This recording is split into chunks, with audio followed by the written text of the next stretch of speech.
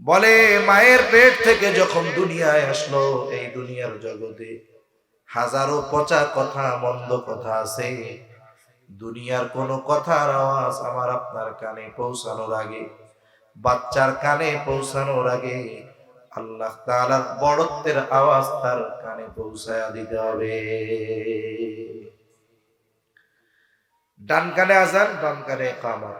দ্বিতীয় হিকমত বলে, দেখেন প্রত্যেক নামাজের আযান আছে, 5 ওয়াক্ত নামাজ পড়ি আযান আছে, ইকামত আছে, কিন্তু আমার আপনার জীবনের একটা গুরুত্বপূর্ণ সালাত, যেই দিন আমি মুসল্লি হব না, আমাকে সামনে নিয়ে মানুষ পড়বে, বলে জানাজার নামাজ। এটাই আযানও নাই, ইকামতও নাই। বলে নাই কেন? বলে আমি আপনি যখন দুনিয়ায় আসছি, আমার আপনার এই নামাজের আযান ইকামত হয়ে গেছে। তৃতীয় হিকমত, বুজুর্গানে দিন বলেন, এই দুনিয়ায় তুমি কেমনে চলবা বলেন তো? আপনাদের এলাকায় যখন নামাজের জন্য ইকামত দেওয়া হয়, ইকামত দেওয়ার কতক্ষণ পরে ইমাম সাহেব নামাজ শুরু করে? কয় ঘন্টা পর? হ্যাঁ, সাথে সাথে না? ধরেন 1 সেকেন্ড, 1 সেকেন্ডই ধরলাম। তার মানে আমার আপনার জীবনের এই জানাজার নামাজের আযানও হয়ে গেছে, ইকামতও হয়ে গেছে, নামাজ বাকি। বুজুর্গানে দিন বলেন, দুনিয়ার হায়াত এমন মনে করো যেমন নাকি ইকামতের পরে নামাজ শুরু হইতে যতটুকু সময়, তুমি তোমার দুনিয়ার হায়াতটাকে ওই রকম মনে করো, তাহলে দেখবা এই হায়াতের কদর তুমি করতে পারবা। আর যদি মনে করো আমার বাপ পাচ্ছে 80 বছর, আমি তো কমপক্ষে 75, এই চিন্তা যদি মাথার মধ্যে রাখো, দেখবা হায়াত এই সময়টাকে কাজে লাগাতে তো পারবাই না, বরং দেখা যাবে সময়গুলো গুনায় অতিবাহিত হয়ে যাবে।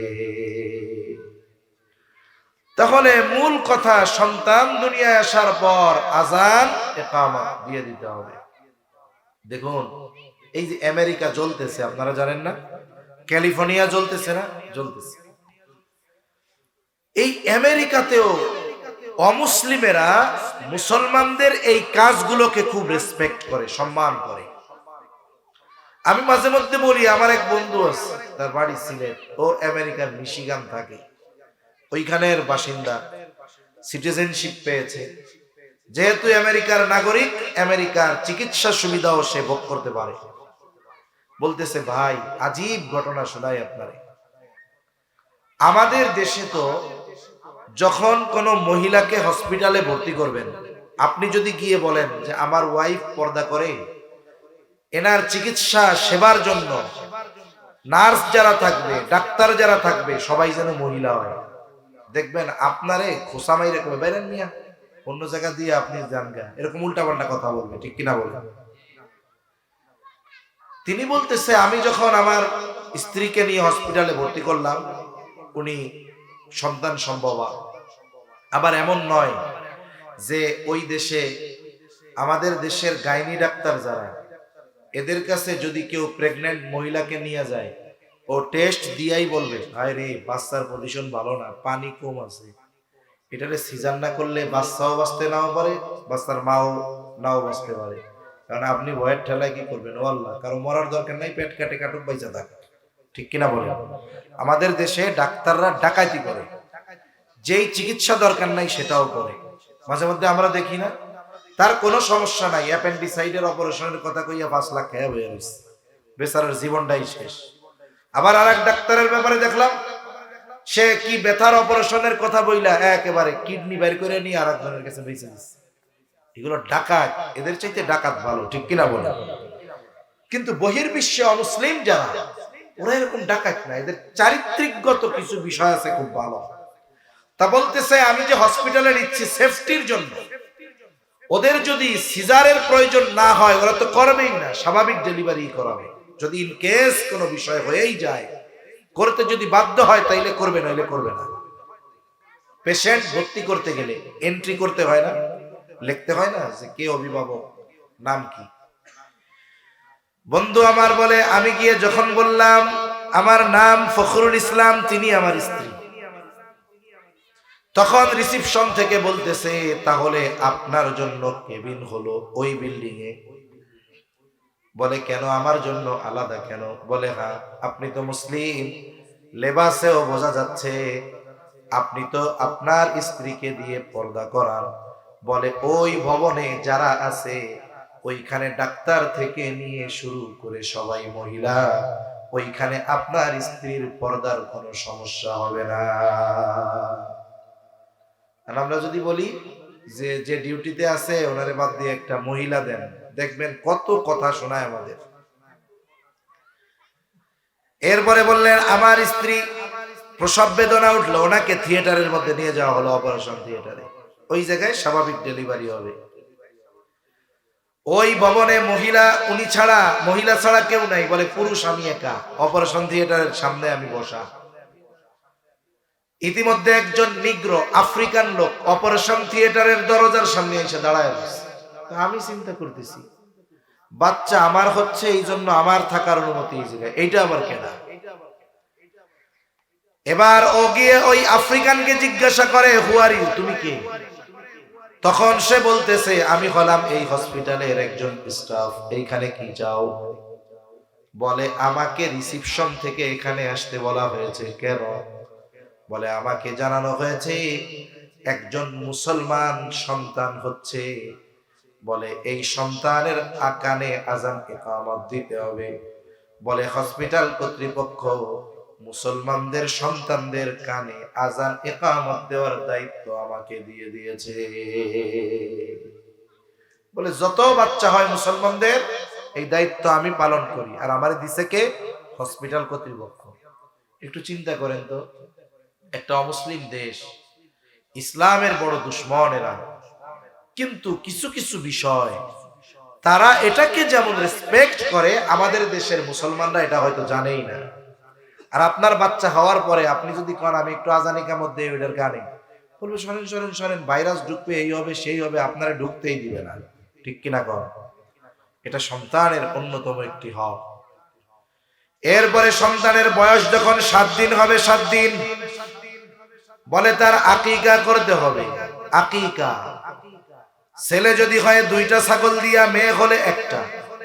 7ম দিন, না পারলে 14তম দিন, না পারলে 21তম দিন। ছেলে হইছে কিন্তু 2টা ছাগল দেওয়ার সামর্থ্য নাই, বলে আপনি সময় ঠিক রেখে 1টা দিয়াই দিয়া দেন, হয়ে যাবে, কোনো অসুবিধা নেই। কিন্তু অনেক মানুষ এমনও আছে, সামর্থ্য থাকার পরেও ইচ্ছা করে আকিকা দেওয়ার ক্ষেত্রে বিলম্ব করে। আকিকার সাথে বাচ্চার কল্যাণ অকল্যাণের একটা সম্পর্ক থাকে, এজন্য দিয়ে দেওয়া উচিত। ইচ্ছা করে কি করবে? বলে কোরবানির সাথে দিয়া দিব। এরকম কাজ করে কি করে না? বলে করে। আপনার সামর্থ্য না থাকলে এক ব্যাপার, থাকার পরে কেন বিলম্ব করে? এই জন্য কোরবানির সময় যখন আসে, এই যে এক গ্যাঞ্জাম শুরু হয়, এক গ্রুপ কইব আকিকার সাথে কোরবানির সাথে আকিকা দিলে জায়েজ হবে না। আর আমাদের বলা লাগে, আরে ভাই জায়েজ আছে, তবে কাজটা ঠিক না। কারণ আমলের ক্ষেত্রে সুন্নাহকে প্রাধান্য দিতে হয়। সামর্থ্য আছে, সময় মতো দিয়ে দেন। কতজনের ঘটনা কেমন হয় জানেন? মুরব্বী একজন ফোন দিছে, হুজুর কি হয়েছে? কয় হুজুর কুরবানির সাথে কি আকিকা দিলে হবে? তখন তারে বুঝাই যে দেখেন আকিকা দেওয়া জায়েজ, তবে আপনি আমলের ক্ষেত্রে বিলম্ব কেন করলেন? কয় হুজুর কইেন না। কইেন না কেন, কি হয়েছে? কয় আমার নাতির আকিকা দিব। কার দিবে? নাতির আকিকা। তা আমার এই আকিকা দেওয়ার খবর শুনে আমার মা বৃদ্ধ মানুষ বাইসা আছে। আমার মা কয় বাজান রে, তোমার আকিকাটাও দেওয়া হয় নাই, তোমারটাও সাথে দিয়া দিও। তার মানে মানুষের অবস্থা এরকম, বুড়া হয়ে গেছে এখন পর্যন্ত তার নিজের আকিকা দেয় নাই, নিজেরটা নিজের দেওয়া লাগতেছে। এজন্য আমরা এই সমস্ত কাজে বিলম্ব করব না, বলেন ইনশাআল্লাহ।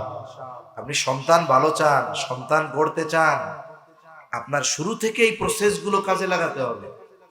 তা না হলে আপনি প্রকৃতপক্ষে একজন নেক সন্তান হিসাবে আপনার সন্তানকে গড়ে তুলতে পারবেন না। তাহলে 7ম দিনে আকিকা দিতে হবে। কি দিতে হবে? আকিকা। না পারলে 14তম দিন, না পারলে 21তম দিন। এরপর বলে মাথার চুলগুলো মুন্ডায়া দিতে হবে। চুলের ওজন পরিমাণ স্বর্ণ অথবা রৌপ্য অথবা উভয়টার যে কোনো একটার সমপরিমাণ মূল্য সাদাকা করে দিতে হবে। 7ম দিন আর একটা কাজ, বলে সন্তানের সুন্দর একটা নাম রাখতে হবে, বলে যেই নামটা তার ধর্মীয় পরিচয় বহন করবে। হাদিসের মধ্যে আসছে আল্লাহ তাআলার কাছে সবচাইতে প্রিয় নাম আব্দুল্লাহ আর আব্দুর রহমান। এলাকায় আব্দুল্লাহ বেশি, আব্দুর রহমান বেশি। তাহলে এক কাজ করবেন, আল্লাহ তাআলার গুণবাচক নামগুলোর সাথে আবদুন যোগ করে নাম রাখবেন। আব্দুর রাজ্জাক, আব্দুল মালিক, আব্দুল খালিক, আব্দুস সামাদ। নাম সুন্দর না অনেক? ডাক নামটা সুন্দর রাখবেন আগে। না আমাদের দেশের কাম কি জানেন? ডাক নামটা রাখে, এটা মুসলিম না অমুসলিম ডাক নামে বোঝা যায় না। ভালো নামটা লুকায় রাখে। কি রাখে? কয় আতিকুর রহমান সুমন, শফিকুর রহমান জনি, সাইফুল ইসলাম টনি। এরকম নাম আছে না নাই? এই মনি, টনি, জনি, রনি, এগুলো কি মুসলমানদের নাম হতে পারে? এগুলো সব ধর্মের মানুষের মধ্যে আছে। এটা তো একটা ভেজাল কুজাল, সেকুলার নাম। আমাদের দেশে কিছু সেকুলার আছে। একজন তো সংসদে দাঁড়াইয়াই বলছিল, বলে মাননীয় স্পিকার, আমার স্ত্রী, আমার পুত্রবধূর বাড়ি হলো ভারতে, সে বাংলাদেশে যখন আসে তখন নামাজ কালাম পড়ে, সে যখন ইন্ডিয়া যায় তখন পূজা অর্চনা করে।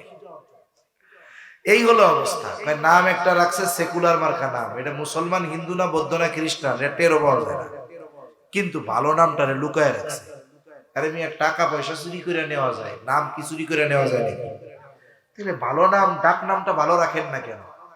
বুজুর্গানে দিন বলেন, কিয়ামতের দিন আল্লাহ তাআলা ডাকবে ইয়া ইব্রাহিম, হয়তো এরকম ডাকবে আল্লাহ, ইয়া ইব্রাহিম, মের ইব্রাহিম। এখন এই পৃথিবীতে কি ইব্রাহিম একজন নাকি?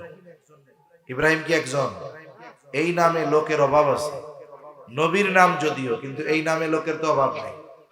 বলে হয়তো দেখা যাবে ইব্রাহিম নামের সবাই আল্লাহর সামনে হাজির। আল্লাহ হয়তো বলবে, কিরে আমি তো ডাকছি আমার খলিল ইব্রাহিমকে। তখন হয়তো তারা বলবে, আল্লাহ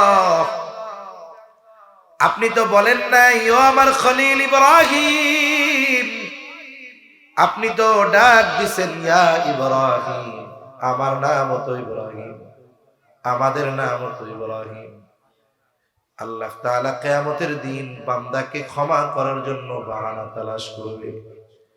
হয়তো আল্লাহ তাআলা ওই দিন বলবে, গোলাম আমার খলিলের নামের সাথে তোমাদের নাম মিল থাকার কারণে যাও, আমি তোমাদেরকেও মাফ করে দিলাম। আল্লাহ চাইলে পারেন কি পারেন না? আল্লাহ যে কি পরিমাণ দয়া আমাদের উপর, আল্লাহ চাইলে মাফ করে দিতে পারে। তাহলে নাম আব্দুল্লাহ, আব্দুর রহমান বেশি, আল্লাহর গুণবাচক নামগুলোর সাথে মিলায় নাম রাখবো। আব্দুর রাজ্জাক, আব্দুস সামাদ, আব্দুল খালেক। এই নামগুলো রাখার সাথে সাথে ডাকার সময় সুন্দরভাবে আমরা ডাকবো। আব্দুল মালিক, আব্দুল খালেক। কিন্তু আমরা কি করি, কিছুদিন পরে আবদুন শব্দ বাদ দেই, এখন খালি ডাকে খালেক, খালি ডাকে মালিক। এর কিছুদিন পরে অবস্থা কি, কয় ও খালেক কে, বলে কি বলে না আপনাদের এদিকে? চিটাগাং, নোয়াখালী, ফেনী, কুমিল্লা, এদিক দিয়েই তো কোন আপনারা, ও মালিক কে, কন্ডে কি বুঝতে কে, হ্যাঁ এরকম বলে না? এখন বলেন তো, আল্লাহ রাসূল সাল্লাল্লাহু আলাইহি ওয়াসাল্লাম কারোর নাম ব্যঙ্গ করে ডাকতে মানা করেছেন। এটা জাহেলিয়াতের সময়ের কাজ। আমরা কি করি, এটাকে কোনো পাপ মনে করি না, অন্যায় মনে করি না। এজন্য নাম যেমন সুন্দর রাখবো, অনুরূপ ভাবে সুন্দর ভাবে আমরা ডাকবো। ঠিক কিনা বলেন? ঠিকভাবে ডাকবো। ডাকার ক্ষেত্রে সুন্দরভাবে ডাকতে হবে। এরপরে সন্তান যখন আর একটু বড় হবে, সন্তানের অন্যতম গুরুত্বপূর্ণ হক, অভিভাবক তাকে কোরআন শিখাবে, কোরআন, দিন শেখাবে, দিন। আমার ভাই মাহমুদ মাদানী সর্বশেষ বলছে দ্বীন ইলমের কথা।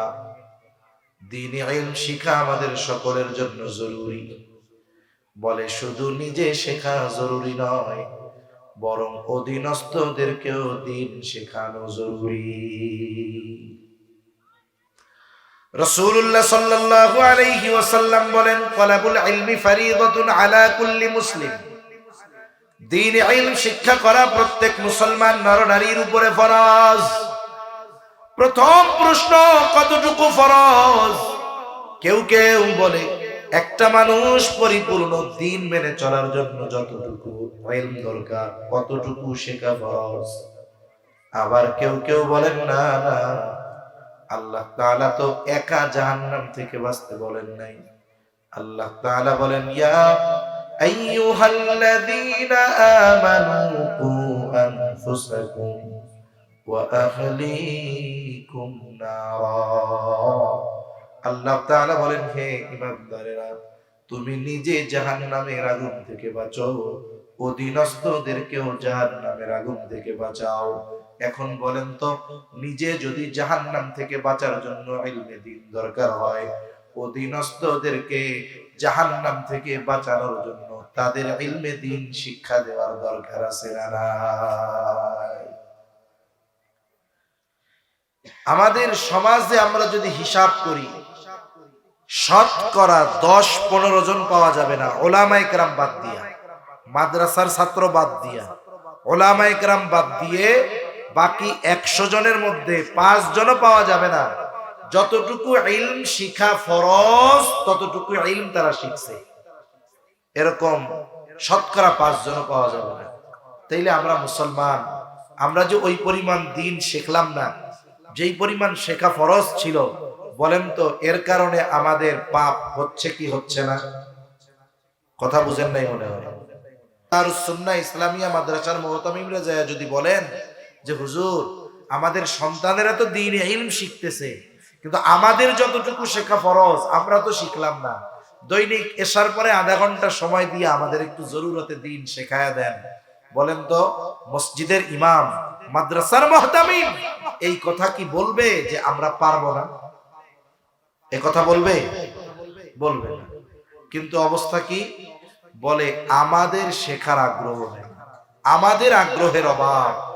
এই জন্য আমরা আমাদের গাফলতির কারণে ইলমে দ্বীন অর্জনে আগ্রহী হচ্ছি না। এটা আমাদের জন্য পোড়া কথা, এটা আমাদের জন্য বড় দুর্ভোগ। এজন্য আমরা শিখবো তো ইনশাআল্লাহ। বলেন শিখবো তো? ইলম হলো দিলের খোরাক। আমি সে কথাই বলতেছিলাম, আমার মাহমুদ মাদানী ভাই বলে গেছে, আমরা যেমন খিদা লাগলে একসাথে, পাশে বাচ্চা বুড়া একসাথে বৈশা যেমন ক্ষুধার যন্ত্রণা দূর করার জন্য একসাথে খানা খাইতে লজ্জা পাই না, অনুরূপ ভাবে ইলমে দ্বীন শেখার জন্য যদি বাচ্চাদের সাথে বসতে হয়, আমরাও এক্ষেত্রে লজ্জা করব না। যদি ইলমে দ্বীন না শিখি, বলে আমার ইবাদত গুলো অনেক ক্ষেত্রে দেখা যাবে সঠিক হচ্ছে না, ইবাদত কবুল হচ্ছে না। এজন্য আমরা যারা বড় আছি শিখবো তো ইনশাআল্লাহ। আল্লাহ তৌফিক দান করেন। সাথে সাথে অধীনস্থদেরকে শেখাতে হবে। শেখাবেন কোথায়? যদি আপনার বাসায় যদি পরিবেশ থাকতো আলহামদুলিল্লাহ, কিন্তু আমাদের বাংলাদেশে বাচ্চাদের ঘরে রেখে দ্বীন শেখানোর মতো পরিবেশ নাই। এই জন্যই এই ধরনের মাদ্রাসাগুলা, ছোট ছোট মাদ্রাসা, নুরানি মাদ্রাসা, এই মাদ্রাসাগুলোর মধ্যে আমাদের দায়িত্ব যেটা ছিল এটা ওরা পালন করে দিচ্ছে। মনে রাখবেন, এই মাদ্রাসাগুলো হলো এ জাতির ঈমান হেফাজতের ক্যাম্প। আজ থেকে 4-5 বছর হবে আগে বান্দরবন থানার একেবারে শেষ প্রান্তের দিকে এক জায়গায় গেছি আমি, এই দিকের না ওই দিকের, খাগড়াছড়ি পার হয়ে যাওয়া লাগছে। মাহফিল চলতেছে 10টার দিকে, হঠাৎ করে পাশে গোলাগুলির আওয়াজ। আমি তো ভয় পেয়ে গেছি, কি না কি হয়েছে আল্লাহ জানে। মানুষজন বলতেছে অসুবিধা নেই, অসুবিধা নেই, চালায় যান। তাড়াতাড়ি শেষ করলাম মাহফিল। এরপরে বিভিন্ন এলাকা থেকে তো মানুষরা এখানে বসতি স্থাপন করছে।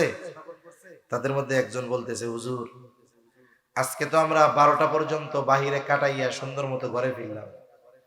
আজ থেকে 7-8 বছর 8-9 বছর আগেও এই এলাকায় আমরা সূর্য ডুবার আগে ঘরে ঢুকতাম আর দিনের বেলা বাইরে হইতাম, সব ঘরের মধ্যে বাইরে হইতাম না। কেন? বলে জানমালের নিরাপত্তা ছিল না।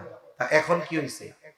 বলে আমাদের ছোট্ট ছোট্ট দুইটা ক্যাম্প হয়েছে, একটা আর্মির ক্যাম্প আর একটা বিডিআর বিজিবির ক্যাম্প। দুই ক্যাম্পে 50-50-100 জন সৈন্য আছে মাত্র, কিন্তু আশেপাশের 2-4-5 গ্রামের মানুষ এই দুইটা ক্যাম্পের কারণে নিরাপদ। গভীর রাতে একা একা পথ চলতেও এখন তাদের কোনো ভয় ডর লাগে না। কেন হইল? বলে দুই ক্যাম্পের কারণে তাদের জানমালের হেফাজত হয়ে যায়। অনুরূপ ভাবে প্রত্যেকটা মাদ্রাসা, প্রত্যেকটা এলাকার মানুষের ঈমান হেফাজতের ক্যাম্পাস, ঠিক কিনা বলে? আর এখানের সৈনিক কারা? বলে ওই যে যারা পড়তেছে তারা। এজন্য যারা সাধারণ মানুষ, দ্বীনের উপরে যখন কোনো আঘাত আসে ওনারা বুঝতে পারে না যে কি হইতেছে, কিন্তু উলামায়ে কেরাম বুঝে। এই বাচ্চারা বড় হয়ে বুঝবে যে ইমানের উপরে আঘাত, ইসলামের উপরে আঘাত, কোরআনের উপরে আঘাত, দ্বীনের উপরে আঘাত। ওরা যখন টের পাবে, ওরা জাতিকে সতর্ক করে দিবে, সাইরেন বাজায় দিবে যে সাবধান, আমাদের ঈমান নিয়ে খেলা চলতেছে, হে জাতি সাবধান, জীবন দিয়ে হলেও এই জালেমদের বিরুদ্ধে লড়াই করতে হবে, ঠিক কিনা বলে? এরা আমাদের ঈমান হেফাজতের ক্যাম্পাস হলো এই মাদ্রাসাগুলো। আর সন্তানগুলো কি? বলে আমাদের ঈমান হেফাজতের সৈনিক হলো তারা। এজন্য আমার আপনার সন্তানদেরকে দ্বীন শেখানোর জন্য মাদ্রাসায় আগে দিব। আপনার ইচ্ছা আমার ছেলেটারে ডাক্তার বানাবো, ইঞ্জিনিয়ার বানাবো, উকিল বানাবো, আপনি বানান, কিন্তু অনুরোধ আগে তাকে মুসলমান বানান, ঠিক কিনা বলেন? আমি আপনাকে বলি না সন্তানকে হাফেজ বানাতে হবে, আলেম বানাতে হবে, মুফতি বানাতে হবে, কিন্তু অবশ্যই মুসলমান তো বানাতে হবে। এই জন্য মুসলমান যদি বানাতে হয়, আমার আপনার সন্তানকে সাথে সাথে আমাদেরকে ইলমে দ্বীন অর্জন করা ব্যতীত প্রকৃত মুসলমান হওয়া সম্ভব নয়। আলেম হলেই যে জান্নাতে যাবে বিষয়টা এমন না, আলেম না হলে যে জাহান্নামে যাবে বিষয়টা এমন না। মুসলমান যদি না হয়ে মরে, বলে জান্নাতে যাওয়ার কোনো উপায় থাকবে না, ঠিক কিনা বলে? সেজন্য মুসলমান যদি বানাতে হয়, আমার আপনার সন্তানকে দ্বীন শেখাতে হবে। যে সমস্ত জায়গায় নুরানি আছে, এই জায়গায় নুরানি মাদ্রাসা, নুরানি আছে, এখানে নুরানি আছে, ছেলেটারে কমপক্ষে 3 পর্যন্ত নুরানি পড়ান। কি হবে জানেন? চ্যালেঞ্জ, এই ছেলে 3 পর্যন্ত পড়বার পর একটা মানুষের দ্বীনের উপরে চলতে, অধীনস্থদেরকে চালাতে যতটুকু ইলম দরকার, ওই ছোট বাচ্চা ক্লাস 3 পর্যন্ত পড়ে পুরোটাই শিখে যায়। আর এর বুনিয়াদ তখন হয় দ্বীন, ওর শিক্ষার ভিত্তি হয় দ্বীন। এরপরে আপনি তার স্কুলে দিছেন, ও বড় ডাক্তার হইছে, ইঞ্জিনিয়ার হইছে, চ্যালেঞ্জ, ও ডাক্তার ইঞ্জিনিয়ার যা হয় হোক, এই যে ভিত্তিমূলক শিক্ষা, দ্বীনি শিক্ষা হওয়ার কারণে ও যদি ইউরোপ আমেরিকায়ও চলে যায়, ও বদ্দীন হবে না, ঠিক কিনা কোন? কারণ একটা প্রবাদ আছে, কুল্লু শাইইন ইয়ারজিউ ইলা আসলিহি, প্রত্যেক জিনিস তার মূলের দিকে ফিরে আসে। বলে আপনার এই সন্তান যেখানেই যাক না কেন, ভিত্তিমূলক শিক্ষা, দ্বীনি শিক্ষা হওয়ার কারণে আপনার সন্তান একটা সময় আবার দ্বীনের দিকেই ফিরে আসবে। এই দ্বীন শিখে এই ছেলেটা যদি ডাক্তার হয়, বলে ও ডাক্তারই হবে, ডাকাত হবে না। আমাদের দেশে ডাক্তারদের ব্যবসা বুঝেন, আপনি শুধু যে 1000 টাকা তাকে ফিস দিয়ে আসেন তা না, তো সুস্থ এক লোক যাওয়ার সাথে সাথে 15,000 টাকার টেস্ট লাগবে, আবার বলবে ওই ডায়াগনস্টিক সেন্টার থেকে করবেন। আপনি 15,000 টাকার টেস্ট করবেন, ওইখান থেকে অলরেডি 8,000 টাকা ওর পকেটে চলে গেছে। এই যে ডাকাতি আমাদের দেশে আছে না নাই? আর যদি ডাক্তার দিনদার হয়, ও চিন্তা করবে না, আমি তো ঢাকায় থাকি, শহরে থাকি, রুগী দেখি, আমি সপ্তাহে একদিন অথবা মাসে একদিন অথবা 15 দিনে একদিন আমি আমার গ্রামে যাব, যেই গ্রামে আমি বড় হয়েছি, গ্রামের অসহায় মানুষগুলোকে আমি একটু পরীক্ষা নিরীক্ষা করব, সাথে সাথে প্রাথমিক চিকিৎসার প্রয়োজনীয় যে ওষুধগুলো দরকার এগুলো আমি তাদেরকে দিব। ডাক্তার দিতে পারে, কারণ যেই পরিমাণ স্যাম্পল ডাক্তাররা পায় ও মোটামুটি 1 মাসেরটা জমাইলে 1 গ্রামের অসুস্থ মানুষদের ওষুধ দিতে পারবে, ঠিক কিনা বলে? এরকম ডাক্তার আমাদের দেশে অনেক আছে, অনেক আছে, যে মানুষগুলো সপ্তাহে একদিন গ্রামে যায়, অসুস্থ মানুষগুলোর খেদমত করে, চিকিৎসা প্রদান করে। যদি জটিল রোগ হয় তার তত্ত্বাবধানে শহরে এনে একেবারে নামমাত্র খরচে তার চিকিৎসা করায় দেয়। এখন বলেন তো, আপনার ছেলেটা যদি এই নিয়তে ডাক্তার হয়, এই দিন তার মধ্যে থাকার কারণে চিন্তা আমি ডাক্তারি দ্বারা মানুষের খেদমত করব, তাহলে কি হবে? ও ডাক্তার হয়ে টাকাও কামাবে, আর খেদমতে খালক মানুষের খেদমত করার কারণে জান্নাতও কামাবে, ঠিক কিনা বলেন? তাহলে লাভ হইল না লস হইল? জোরে বলেন। এই জন্য দিন শেখাবো তো সন্তানদের, কথা বলে না, শেখাবো তো ইনশাআল্লাহ, দিন শেখাবো। এরপরে সন্তান যখন আর একটু বড় হবে, যদি আপনার বাসায় থাকে, তার অন্যতম হক হলো, আমার আপনার নবীজি বলেন 7 বছর বয়স হলে নামাজের জন্য তাকিদ দিতে হবে। 10 বছর বয়স নামাজ না পড়লে প্রহার করতে হবে। 10 বছরে আরেকটা কাজ, নবী বলেন বাচ্চার বিছানাটাকে আলাদা করে দিতে হবে। 7 বছরে নামাজের তাকিদ। বলেন তো, যেই বাচ্চাটা 5 বছর বয়স থেকে মাদ্রাসায় যায়, ওই বাচ্চাকে 7 বছর বয়সে নামাজের আদেশ করা লাগবে না। ওই বাচ্চা মাদ্রাসায় পড়ার কারণে 7 বছর বয়সে আশা করা যায় পাক্কা নামাজিতে পরিণত হয়ে যাবে। আপনাদের এখানে বাচ্চাদের অনুশীলনী দেখাইছে কিনা, প্রদর্শনী দেখাইছে কিনা জানি না। অনেক জায়গায় নুরানি বাচ্চাদের প্রদর্শনী দেখায়। আরে সুন্দর, এত সুন্দরভাবে জানাজা পড়ায়, এত সুন্দরভাবে 2 রাকাত নামাজে 60টা মাসালা নামাজ পড়ে, আর বইলা দেয় যে এটা ফরজ, এটা ওয়াজিব, এটা সুন্নাতে মুআক্কাদা, এভাবে বইলা দেয়। এখন যদি বাচ্চা মাদ্রাসায় দেন, নামাজি বানানো আপনার উপরে দায়িত্ব ছিল, কিন্তু মাদ্রাসায় দিলেন, কি হইল? বলে আপনার 7 বছরে নামাজি হবে কিনা টেনশন করা লাগবে না, ও 7 বছরে পাক্কা নামাজি হয়ে যাবে, ঠিক কিনা বলে? মাঝে মধ্যে মোবাইলের মধ্যে অনেক ভিডিও দেখা যায়, ওই সিসি ক্যামেরার ভিডিও। একটা ভিডিওর মধ্যে একদিন দেখলাম, এক মক্তবের বাচ্চা বা হেফজখানার বাচ্চা হবে, ওর বয়স কত, 6 বছর হবে। ও ঘুম থেকে উঠছে, ওর প্রস্রাব ধরছে। এখন ও বাথরুম থেকে প্রস্রাব কইরা আসছে, আবার কি যেন মনে করে আবার বাথরুমে গেছে। আওয়াজ তো শোনা যাচ্ছে না, এমনি দেখা যাইতেছে। এবার কি দেখা গেল? ও বাথরুম থেকে অজু করে আসছে। অজু করে আইসা ও গামছা দিয়ে মুখ টুক মুছলো, ওর বিছানার পাশে ও নামাজে দাঁড়ায় গেল। বাচ্চাটার বয়স 6 হবে বা 7 হবে। দেখুন ওর চিন্তাটা কি। আমি তো আমার আপনার বাচ্চা, আমরা আমাদের বাচ্চারা 14-15 বছর বয়স, ওটারে নামাজই পড়াইতে পারি না। কতজনের মা কান্দে যে আমার পোলাটা ফজরের নামাজ পড়ে না, যদি একটু নামাজি হয়ে যাইতো তাহলে আর কিছু লাগতো না। কতজনের মা কান্দে কি কান্দে না কোন? কিন্তু ওই ছোট বাচ্চা মাদ্রাসার পরিবেশে থাইকা কি হইল, ও ওই টাইমে সিসি ক্যামেরায় দেখাচ্ছে 3টা 3:30 বাজে, ও প্রস্রাব করে চলে আসছে। ও চিন্তা করছে ঘুম যেহেতু ভাঙ্গাই গেছে, তাহলে অজু করে 2 রাকাত তাহাজ্জুদ নামাজ পড়ি। আবার অজু করে আইসা 2 রাকাত 4 রাকাত নামাজ পড়ে আল্লাহর কাছে কান্নাকাটি করে আবার শুয়ে পড়ছে।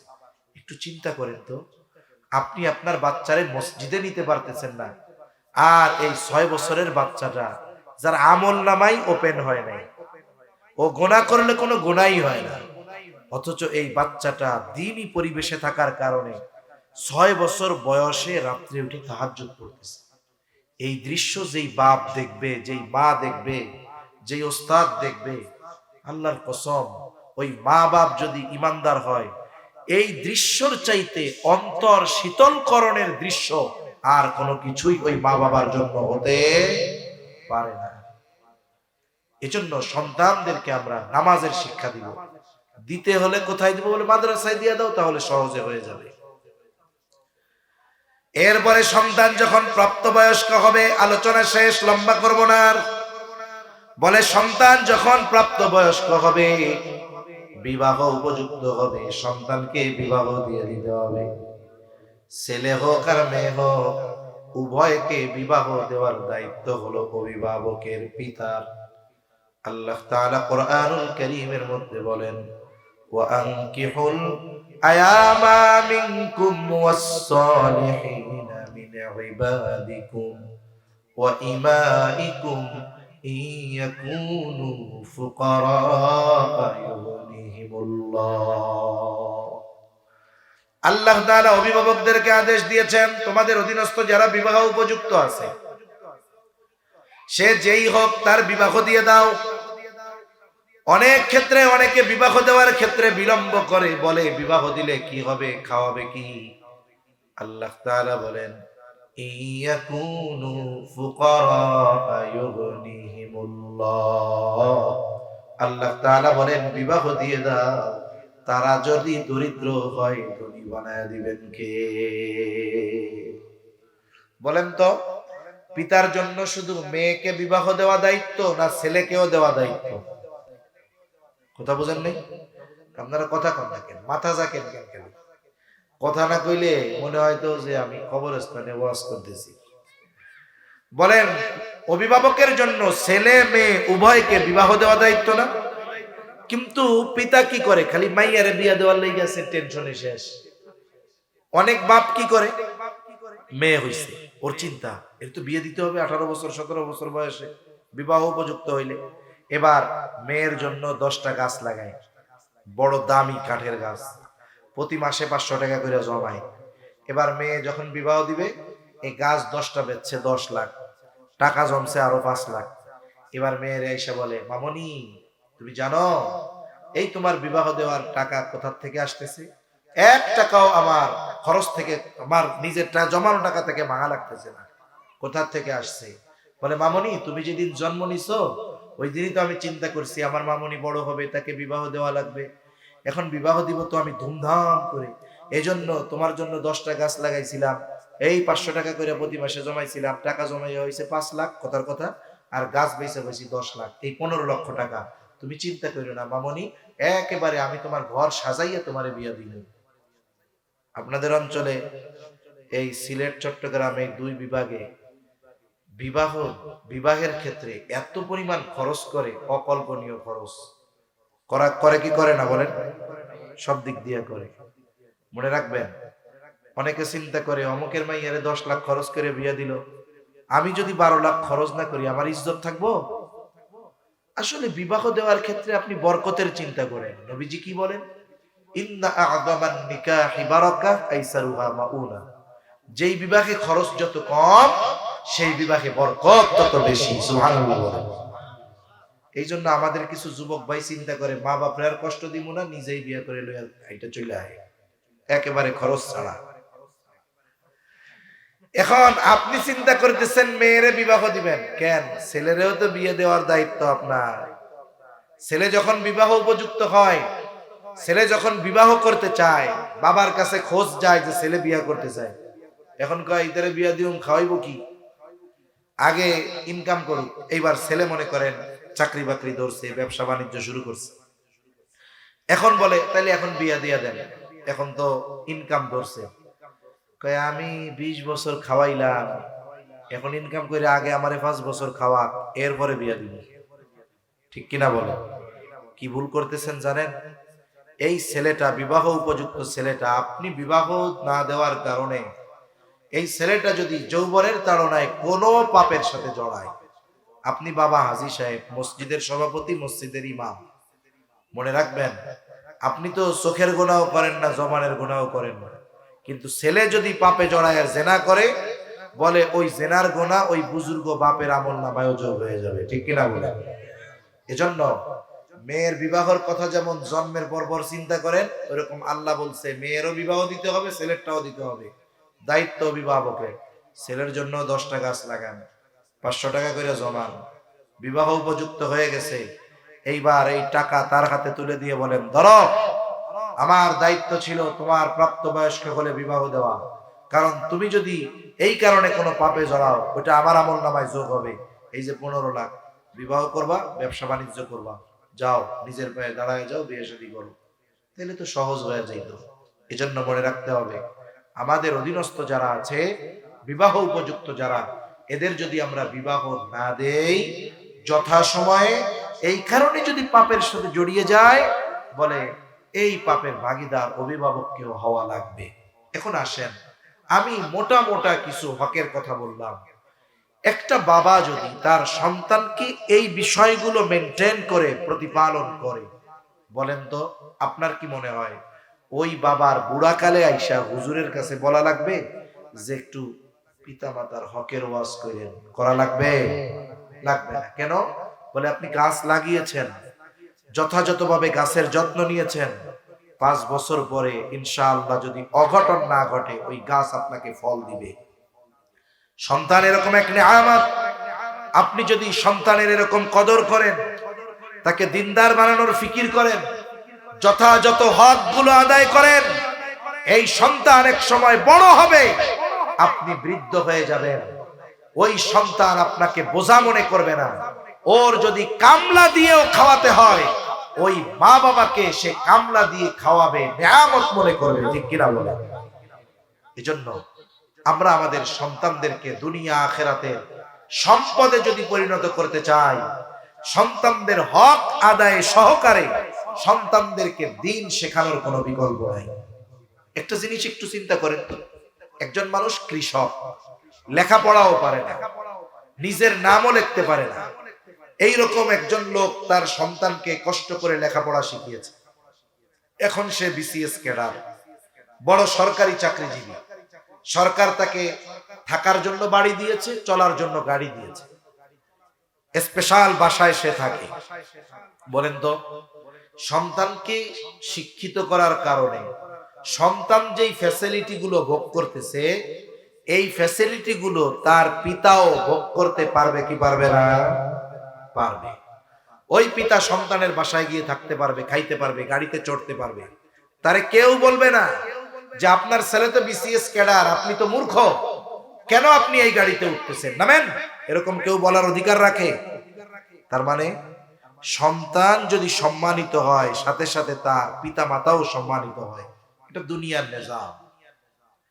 অনুরূপ ভাবে সন্তান যদি আখিরাতে সম্মানিত হয়, ছেলেটারা যদি আলেম বানান, হাফেজ বানান, মাদ্রাসায় ভর্তি করে দেন, আপনি আমি ভালো আমল করতে পারি নাই, কিন্তু ও তো হাফেজ, ও তো আলেম, কিয়ামতের দিন ওই হাফেজ রে আল্লাহ তাআলা বলবেন, ইকরা ওয়ারতাকি ওয়ারাত্তিল কামা কুনতা তুরাত্তিলু ফিদ দুনিয়া ফাইন্না মানজিলাকা ইনদা আখিরি আয়াতিন তাকরাউহা। বলে পড়ো, দুনিয়ায় যেমন তার তিলের সাথে পড়তা, ওরকম পড়তে থাকো, তুমি যেখানে যে তোমার পড়া শেষ, তোমার অবস্থান ওই জায়গায় হবে। শুধু তাই না, এই হাফেজে কোরআনের মা বাবা অনেক সময় দেখবেন আমাদের দেশে পুরস্কার দেয় রত্ন গর্ভা মা, মানে ছেলেটা দেশের জন্য অবদান রাখছে, এবার তার মাকেও পুরস্কার দেয়। মা মূর্খ, কি পুরস্কার দেয়? রত্ন গর্ভা মা বলে তাকে, অ্যাওয়ার্ড দেওয়া হয়। আখিরাতের ময়দানে হয়তো দেখা যাবে ছেলে আলেম হাফেজ, মা বাবা মূর্খ, ইবাদত ঠিকমতো করে নাই, কিন্তু এই সন্তানের কারণে কিয়ামতের দিন আল্লাহ তাআলা ওই মূর্খ মা বাবাকেও সম্মানিত করবে। ঠিক কিনা বলেন? তাহলে দেখুন, একটা মানুষের সম্মানিত হওয়া, লজ্জিত হওয়া সন্তানের সাথে জড়িত থাকে। দুনিয়া এরকম হয় না, মনে করেন একজনের ছেলে ইয়াবা কারবারির সাথে জড়িত, লোকটা খুব ভালো দিনদার, কিন্তু ছেলেটা খারাপ, ওয়ারেন্ট হয়ে গেছে, থানার থেকে পুলিশ আইসা বাসায় খুঁজে পায় না, 2-4-5 দিন পরে এরাও বিরক্ত। এখন ওই লোক ভালো মানুষ, হাজী সাহেব মানুষ, তার উপরে টর্চার করে, তাকে বকাঝকা করে, তাকে ধইরা থানায় নিয়ে আটকায় রাখে, বলে মিয়া জন্ম দিয়ে ছেড়ে দিলেই হয়, মানুষ করতে হয় না, আপনার জ্বালায় শেষ হয়ে গেল। তার মানে দেখুন, আপনি নিজে ভালো, কিন্তু আপনার সন্তান যদি খারাপ হয়, ওই কারণে যেমন দুনিয়ায় অসম্মানিত হতে হয়, বলে আপনি নামাজি কিন্তু সন্তানরে দিন শিখাইলেন না, কিয়ামতের দিন আল্লাহ না করুক ওই সন্তান যদি জাহান্নামী হয়, ও আগে আল্লাহর কাছে বলবে, আল্লাহ আগে আমার বাপরে জাহান্নামে দাও, এরপরে আমি যাব, এর আগে নয়। তাহলে কি বুঝলেন? আমি জানি না আপনারা কি বুঝতে পারছেন আমার কথা। আমি এটাই বোঝাতে চেয়েছি, একজন অভিভাবকের দুনিয়া আখিরাতে সফলতার পেছনে তার সন্তানদের অবদান থাকে। এজন্য আমরা যদি আমাদের সন্তানদের যেই হক ইসলাম আমাদের উপরে রেখেছে, এই হকগুলো যদি আদায় করি, ওই সন্তান সুসন্তান হবে। দুনিয়ায় যেমন আমার জন্য কল্যাণকর হবে, আখিরাতেও আমার জন্য কল্যাণকর হবে ইনশাআল্লাহ। আল্লাহ আমাদের সন্তানদের হকগুলো যথাযথভাবে আদায় করার তৌফিক দান করুক। জোরে বলি আমিন, আরো জোরে বলি আমিন। এখন এই আদর্শ সন্তান গড়ার কারখানা হলো এই দারুস সুন্নাহ ইসলামিয়া মাদ্রাসা। এই যে ভেতরে একটা মাদ্রাসা, এই মাদ্রাসার প্রতি সর্বপ্রথম আমরা আমাদের সন্তানদের এই মাদ্রাসাগুলাই দিব।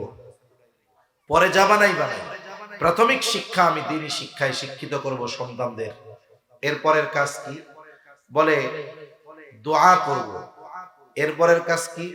বলে কিছু মানুষের তো অর্থ নাই, এরা শুধু দোয়াই করলে হবে, কিন্তু যাদের আল্লাহ সামর্থ্য দিয়েছে দোয়ার সাথে দাওয়াও দিতে হবে। ঠিক কিনা বলেন?